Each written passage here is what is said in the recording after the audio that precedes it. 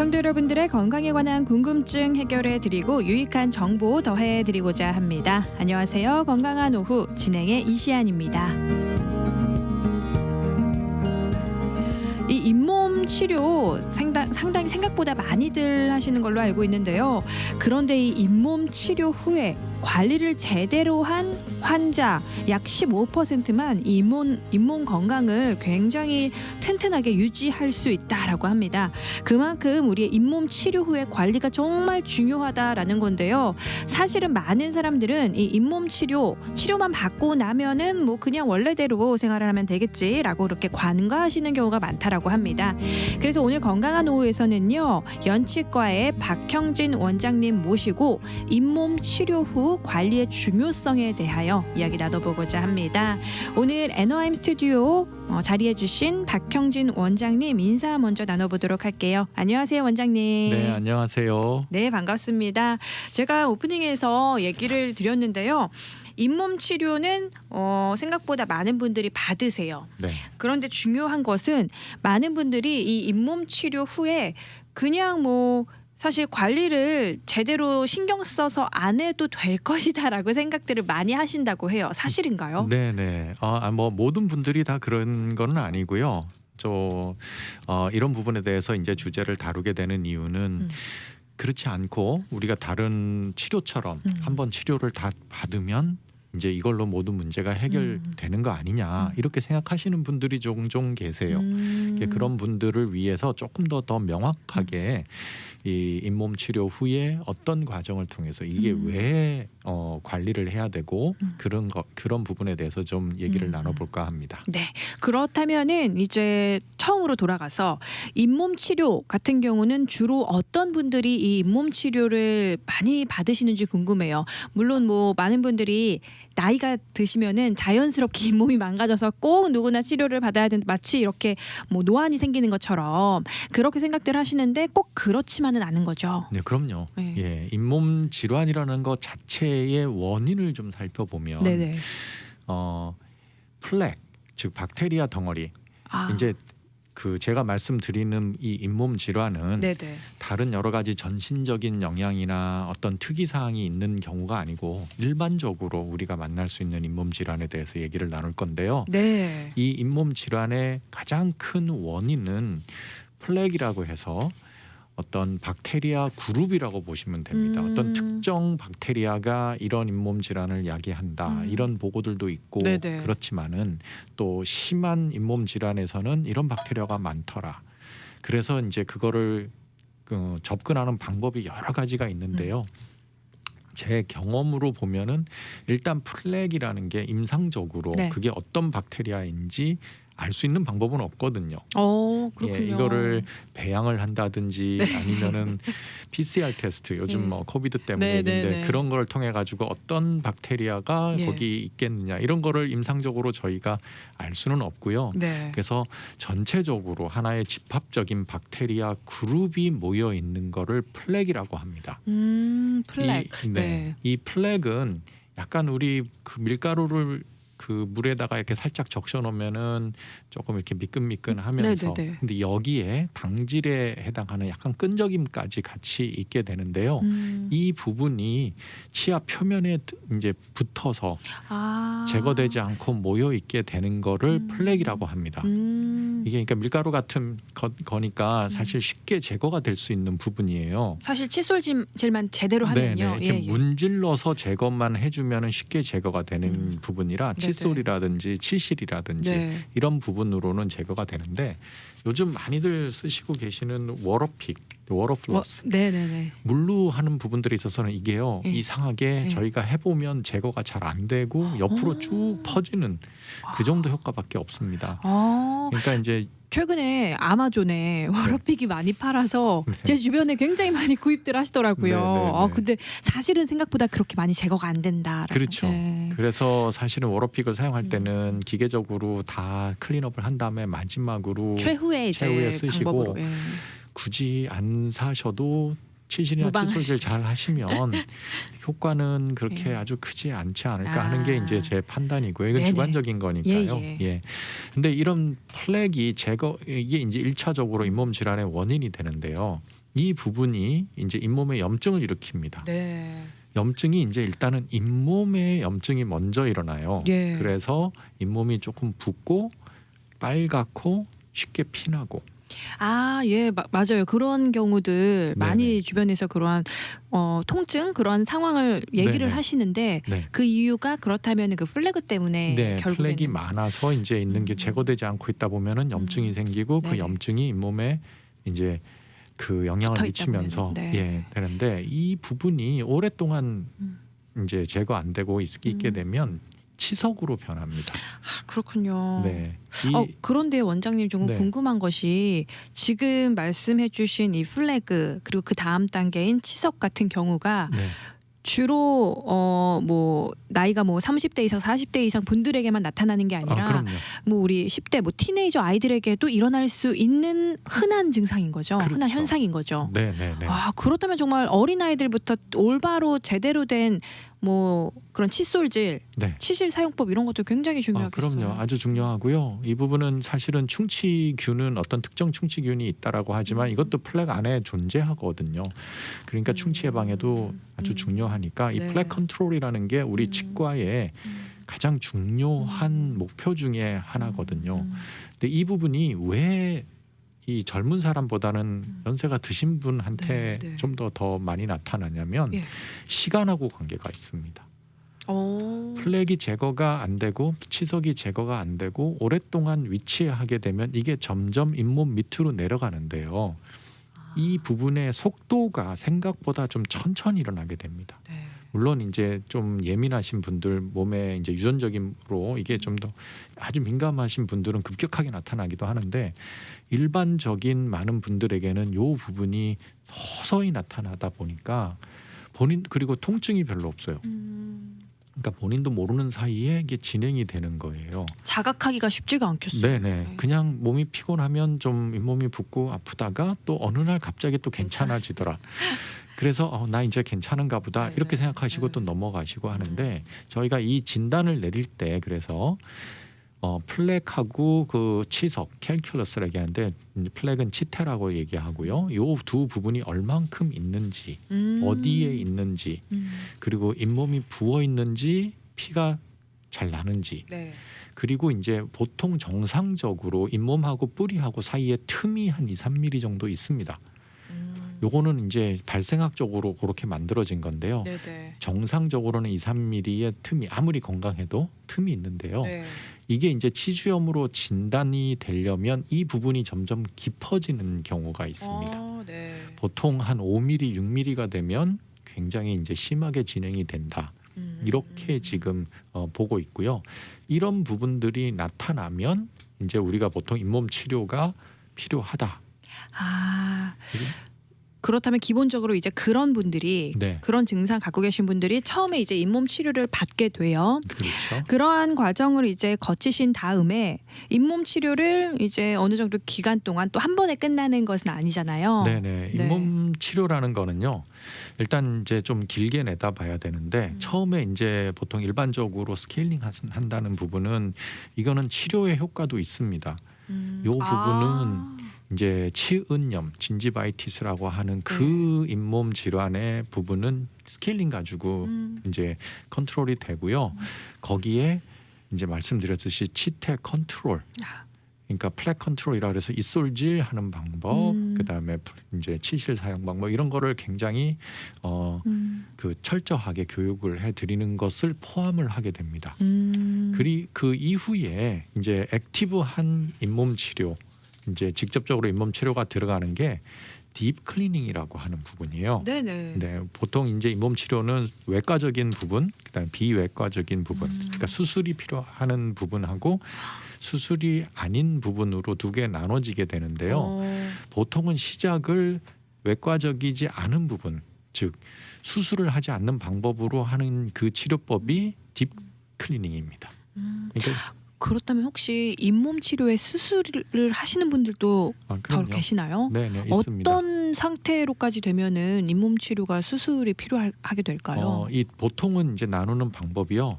아까 진단하는 방법을 통해서 이제 저희가 이제 중등도냐 뭐 아니면은 경증이냐 이런 게 다 나누게 되는데 그 아무리 중증이라고 하더라도 일단은 딥 클리닝을 하게 됩니다. 왜냐하면 경증인 경우나 뭐 다 한꺼번에 하기 때문에 일단은 철저하게 한번 해보고요. 비외과적으로 이제 그 상황에서 다시 한 4에서 6주 후에 이제 잇몸 검사를 다시 하게 됩니다. 네. 그 상황에서도 이제 아까 말씀드린 그 깊이 퍼켓이라고 얘기를 하는데요.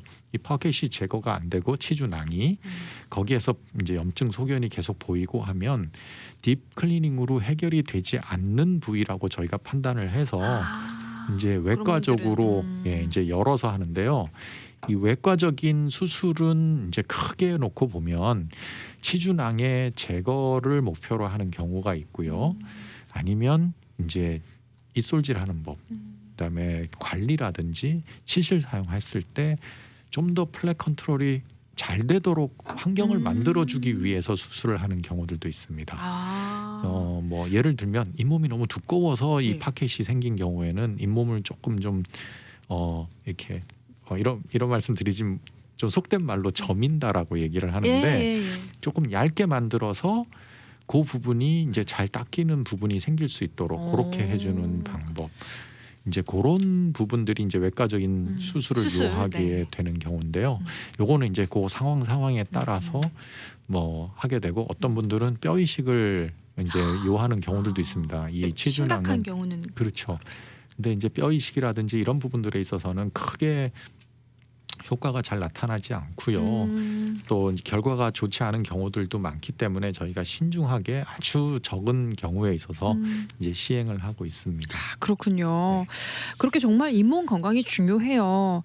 잇몸이 한번 망가지면은 또는 조기에 치료를 하지 않고 냅두면은 정말 좀 심각한 상황으로까지 그렇죠. 그렇게 아까 말씀해주신 뭐 뼈 이식 수술로까지 최악의 경우는 그렇게 안 좋은 상황으로 초래되는 경우도 있기 때문에 잇몸 치료가 정말 중요한데요. 오늘 그래서 주제가 사실 이 잇몸 치료 후 관리의 중요성이에요. 네. 그렇다면은 최근 이 선생님 병원에 우리 원장님 병원에 잇몸 치료를 받으셨는데 그 후에 또다시 정말 더 안 좋아졌다거나 똑같은 문제가 생겼다거나 관리를 제대로 하지 않으셔서 그러한 문제로 또 재방문하신 환자분들이 최근에 계시죠. 좀 계세요. 네. 그런 분들 얘기 좀 해주세요, 원장님. 네네. 이게 이제 지난 팬데믹하고 좀 연관이 있는데요. 네. 예, 작년 같은 경우에 있어서는 사실은 어떤 CDC나 아니면 여기 캘리포니아 덴탈 어소시에이션이나 이런 쪽에서 저희들한테 응급적인 것이 아니면은 맞아요. 모두 네. 다 딜레이를 하는 거를 원칙으로 했었어요. 그러다 보니 이제 관리해드리고 스케일링하는 그런 정기적인 검진은 다 미룰 수밖에 없고 그러다 보니까 올해에는 너무 많은 분들이 그거를 요구를 하시다 보니까 지금 아마 거의 대부분의 병원이 다 그런 걸로 알고 있는데요. 이제 약속 잡기도 어렵고 막 그런 상황입니다. 근데 이제 요런 기간 동안 이제 스케일링을 정기적으로 못 받으시고 꼭 받으셨어야 되는 분이 계셨는데 그렇죠. 예, 그런 부분들이 이제 잘 케어를 받지 못해서 또 이제 시간이 뭐 이번까지 치면 한 2년 가까이가 제대로 관리가 안 된 분들도 계십니다. 그렇군요. 네, 그런 분들 같은 경우에는 다시 이제 치태가 고이고 그 고인 치태가 제거가 안 된 상태에서 보통 우리가 스케일링 한다 그러면 그 치태와 초기에 생긴 치석을 제거하는 술식인데요. 이런 부분들이 제거가 안 되면서 다시 이제 원인이 다 쌓여버린 거죠. 다시. 네. 아이고. 그런 경우에 있어서는 어쩔 수 없이 재발을 하게 되는데 이제 요거는 좀 특이한 상황이고요. 제가 말씀드리고 싶은 거는 어떤 분들 이게 뭐 다는 아니세요. 근데 이제 작은 포션이기는 하지만 그런 분들이 딥 클리닝을 다 하고 아니면 심지어 수술까지 했으니까 나는 더 이상 이제 잇몸 질환이 없는 거다. 이제 완전히 정말 벗어나신 것처럼. 네네네. 그렇게 생각하시고 그냥 일상적인 생활을 하신 거예요. 그리고 한참 있다가 이제 뭐 정기적인 검사도 안 오시고 또 그렇다고 이제 저희가 보통 이제 정기적인 검사나 스케일링하러 오시면은 철저하게 치태 컨트롤 잘 하고 계신지 모니터를 해드리거든요. 예. 피드백도 드리고 네, 네. 이렇게 하는 겁니다 하고 다시 리뷰도 이제 해드리고 그러고 있는데 그런 부분도 없고 이제 이렇게 되다 보니까 한 1, 2년 만에 다시 예전 상태로 돌아가는 이런 분들도 계세요. 와, 그러면 너무 속상하실 것 같아요. 그러니까요. 그동안 그렇게 뭐 시간과 돈을 들여서 치료를 다 네. 받아놨는데 네. 다시 좀 1, 2년 있다가 원상태로 이렇게 돌아가면 너무 속상하실 것 같은데 네. 그런데 똑같이 재발이 되는 경우도 있겠지만 혹시 조금 더 심각해지신 분들도 계실까요? 그럼요. 아. 이제 한번 이렇게 잇몸 질환이 생겨서 어느 정도 병이 진행이 되면 그리고 또 다시 예전 상태로 돌아갔을 때 그 상태는 그 이전에 진단 받았을 때보다는 대부분 조금 더 안 좋아지신 그런 상태가 됩니다. 이게 와. 잇몸 치료의 그 목표는 재생이라는 게 아니거든요. 그래요? 네, 재생은 시킬 수가 없습니다. 잇몸 없어진 뼈는 다시 재생을 하는 게 너무너무나 힘든 일이고 마음이 아프네요. 네, 이거는 하나님의 영역 같습니다. 네, 네, 네, 맞습니다. 그렇기 때문에 저희 잇몸 치료의 목표는 이 병이 진행되는 거를 속도를 막는- 늦추는 거고요. 막을 수 있으면은 그게 최상이겠죠. 그렇죠. 근데 어쨌든 조금씩은 진행이 되긴 하는데 이 속도를 지금까지 무너지는 속도보다는 훨씬 천천히 갈 수 있도록 이게 더디게. 네. 평생에 걸쳐서 일어나서 나중에 이제 끝에 가서도 이렇게 이 정도면은 기능하는데 별 문제가 없다. 자, 이도 잘 갈. 이게 목표가 되는 거거든요. 그러다 보니까 재생이 안 되는 거니까 한 번 잇몸 질환, 충치도 마찬가지고요. 한 번 치아 조직을 잃어버리시면 우리가 인공적인 물품으로 이제 재료로 이렇게 그거를 보수하는 거지 다시 치아가 재생되도록 할 수는 없는 것처럼 그렇군요. 치아 주변의 뼈도 마찬가지입니다. 와, 그렇군요. 많은 분들이 사실 잇몸 치료를 받으신 다음에 이 사실을 제대로 아셨더라면 관리를 그전보다 더 철저히 하실 텐데 네, 그러지 못하신 분들이 똑같이 재발이 된다거나 덜어는 더 심한 상태로 네. 악화된다라고 말씀을 해주셨는데요. 그렇다면은 가장 중요한 원장님 이 잇몸 치료 후에 이 치주 질환 치료 후에 관리 어떻게 해야 하는지 그 좋은 방법들 좀 오늘 설명 네네. 부탁드려요. 이 관리 방법은요. 예방하는 방법하고 크게 다르지 않습니다. 네네. 네, 일단 정기적으로 6개월마다 스케일링하고 검진 받는 거 아주 중요하고요. 네. 본인이 집에서 네. 하시는 양치법이라든지 구강위생관리법이 제대로 되고 있는지 제대로 되지 않다면 어디가 제대로 되고 있지 않은지 네. 그 제대로 되게 하려면 어떤 방법을 써야 되는지 이런 부분에 대해서 아주 숙지를 잘 하고 계셔야 됩니다. 그렇군요. 근데 이제 어떤 분들은 아무리 하려고 해도 잘 안 되시는 분들이 계세요. 그렇죠. 네, 그런 분들에게는 저희가 6개월에 한 번씩 스케일링을 받으러 오시는 게 아니고 네. 3개월에 한 번 이렇게 오시게 좀 더 자주 스케일링을 받으시도록 해서 네. 치석에 의해 가지고 잇몸이 무너지는 부분들을 조금 속도를 더 늦출 수 있는 잘 관리하시는 분들보다는 그렇게 막 효과적으로 할 수는 없지만 그래도 6개월보다는 그 효과가 조금 더 낫다고 알려져 있기 때문에 3개월에 한 번씩은 또 클리닝을 하러 오시도록 그렇게 권해드리고 있습니다. 그 혹시 이 6개월에 한 번 처음에는 6개월에 한 번 스케일링을 권한다라고 하셨는데 네.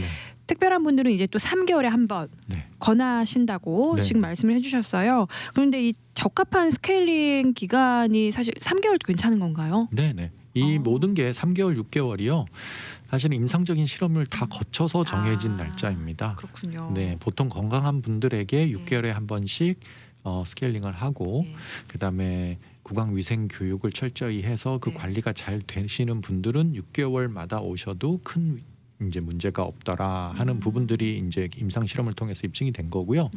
그렇지 않은 분들을 이제 대상으로 이제 여러 가지 이제 수술 그러니까 스케일링하는 그 기간 정기적인 검사 기간을 뭐 3개월, 4개월, 5개월, 6개월 이렇게 1년 이렇게 해서 다 해봤더니 네. 이제 3개월이 가장 효과적으로 그 병의 진행을 좀 줄일 수가 있었고 이제 그렇지 않게 좀 더 길게 오신 분들에서는 그 속도가 조금 더 빨라지더라라는 그런 임상 보고가 있습니다. 그걸 그렇군요. 통해서 3개월이 결정이 된 거고요. 네, 그래서 그렇다면은 이 집에서 하는 구강 관리법이 사실은 이 치아 관리, 잇몸 치료 후의 관리 중에서도 가장 중요한 것이라고 말씀을 네. 해주셨잖아요. 네. 집에서 하는 구강 관리법, 나는 좀 열심히 한다고 하지만 사실 이게 제대로 하는 건가 좀 많은 분들이 궁금해하실 것 같아요. 네. 사실 어떻게 하는 게 가장 좋은 걸까요? 가장 쉽게 알 수 있는 방법은 네, 이제 치과에 스케일링 하러 내원하셨을 때 네. 어디가 잘 닦여 있고 어디가 잘 닦여 있지 않은가 네네. 이제 그거를 한번 여쭤보시고 안 닦여 있는 곳을 아시는 게 중요하고요. 일반적으로는 잇몸 질환의 시작점은 잇몸 선에서 시작을 합니다. 잇몸 선에서요. 네네. 검이 치아가 검을 이렇게 뚫고 나오는 그 부위가 잇몸 질환의 시작점이니까 그 부분을 잘 닦으신다면 그 하방으로 치태가 이제 고이는 부분들을 많이 줄여줄 수 있겠죠. 그러면은 그 칫솔질 할 때요. 네. 일부러 좀 의식적으로 그 잇몸 부분을 내가 닦는다고 생각을 해야겠다라고 하는 게 더 도움이 될까요? 많이 도움이 됩니다. 그래서 잇몸을 제가 교육시켜 드리는 잇솔질 방법 중에 어디를 닦아야 되느냐 하면 늘 말씀을 드리는 게 잇몸 선을 닦으시라고. 그렇군요. 네. 근데 그거를 너무 세게 하시면 또 잇몸이 피가 날 상하니까 수도 있죠. 네, 그 부분은 이제 올바른 방법이 있으니까 그 부분을 숙지하시면 좋을 거고요. 네네. 그 다음에 잇몸 질환이 가장 많이 이가 360도잖아요. 네. 어디가 제일 많이 생기느냐를 봤더니 네. 이하고 이가 만나는 부위. 이하고 이가 사이요. 그렇군요. 그럼 네. 그 사이는 어떤 방법으로 양치를 하는 게 좋을까요? 치실 같은 그렇죠. 거. 일반 칫솔은 닿지가 않습니다. 맞습니다. 예. 그래서 치실을 사용하는 경우가 있고요. 또 잇몸 질환이 있으신 분들은 이하고 이 사이에 틈새가 좀 벌어져 있으신 분들이 네, 많습니다. 이제 이런 분들은 치간 칫솔이라 그래서 시간 그 칫솔, 벌어진 사이즈에 맞춰서 치간 칫솔을 선택하셔가지고 그냥 이쑤시개처럼 매번 사용하시면 치약도 필요 없고요. 매번 사용하시면 굉장히 또 잇몸 건강 부분도 잘 유지를 하시는 걸 볼 수가 있습니다. 그러면은 매번 칫솔질 후에요. 잇솔질은요 아무 때나 시간 나실 때 하시면 됩니다. 그렇군요. 네. 많은 분들 꼭 그렇다면은 그 치간 칫솔과 치실을 같이 구비를 해두시면 좋을 것 같아요. 네, 항상. 이 두 가지가 좀 장단점이 있는데요. 네. 공간이 없다면 치간 칫솔은 사용하기가 힘들고요. 네. 그렇다고 이제 공간이 넓은데 치간 칫솔만 사용하다 보면 치아가 만나는 그 바로 컨택 포인트의 하방 부위는 또 잘 안 닦이기 때문에 그 부분은 치실을 사용하시는 게 효과적으로 닦을 수 있습니다. 또 너무 넓은 경우에 있어서는 사실 치관 칫솔이 치실보다는 조금 더 효과적으로 구강 관리를 할 수 있다라고 지금 보고는 되어 있는데요. 요 부분이 다 필요하니 일단은 치실은 기본적으로 한다고 생각하시고 치간 칫솔은 넓어진 공간에 그 치간 칫솔이 들어갈 만한 환경이 되어 있다면 사용하시면 좀 도움이 될 겁니다. 그렇군요. 본인의 그 치아 형태에 따라서 어떤 것이 내 치아 관리에 평상시 그 구강 관리에 도움이 되는지 또 본인의 그 치과 의사 주치 있게 물어보시면 도움이 될 것 같고요. 이렇게 정말 오늘 이 잇몸 치료 후의 관리가 너무 중요하다라는 걸 또 알려주셨고 그렇기 때문에 잇몸 치료 후에 또 어떻게 관리를 해야 되는지 좀 알려주셨습니다. 마지막으로 또 정말 중요한 것들 좋은 팁 있다면 또 알려주시면 좋을 것 같아요. 네, 일반 칫솔 부분은요. 그 사이즈가 보통 되게 정해져 있고 그런데 생각보다 치아의 구조와 치아가 이제 기울기라든지 이런 그 환경이 일반 칫솔만 사용하기에는 조금 힘들도록 그렇게 구조가 되어 있는 경우가 있습니다. 형태가. 네. 그런 경우에는 조금 다른 특별한 형태의 칫솔들도 있습니다. 조금 더 작고 뭐 이제 어떤 특정 부위를 위해서 이제 고안된 칫솔 형태도 있으니까 이제 이런 부분들은 이제 아마 치과에서 의사 선생님하고 상의를 해보시면서 본인한테 잘 적정하게 맞는 거를 선택하시면 좋지 않을까 싶습니다. 네. 그러니 이제 뭐 일반적으로 하루 3번 3분 이내에 3분 동안 이 닦아라 이런 부분으로 획일화하시는 것보다는요.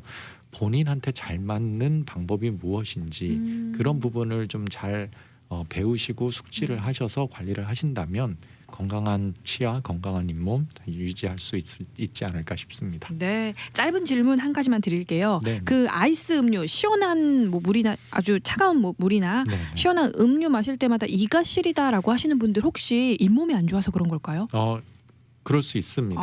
네. 그런 분들은 좀 아무래도 내원을 하시는 게 네네, 뿌리가 노출이 되어 있는 경우에 많이 그러니까요. 잇몸 질환이 생기면 뿌리가 노출되어 있을 확률이 높습니다. 그렇군요. 이제 그런 경우에는 있으니까 예. 한번 정확한 진단 받아보시면 좋지 않을까 싶습니다. 네, 오늘 이 잇몸 치료 후에 얼마나 그 관리가 중요한지 잇몸 치료 후 관리의 중요성에 대해서 연치과의 박형진 원장님께서 귀한 조언 더해 주셨습니다.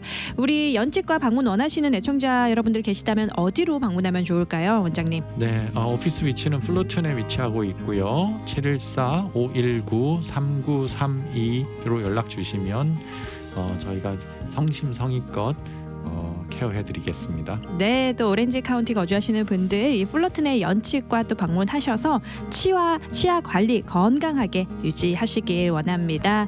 오늘 귀한 발걸음으로 함께해 주신 연치과의 박형진 원장님 다시 한번 감사 인사 전합니다. 감사합니다. 네, 감사합니다. 지금까지 진행의 이시안이었습니다. 함께해 주신 여러분 고맙습니다. And didn't have anything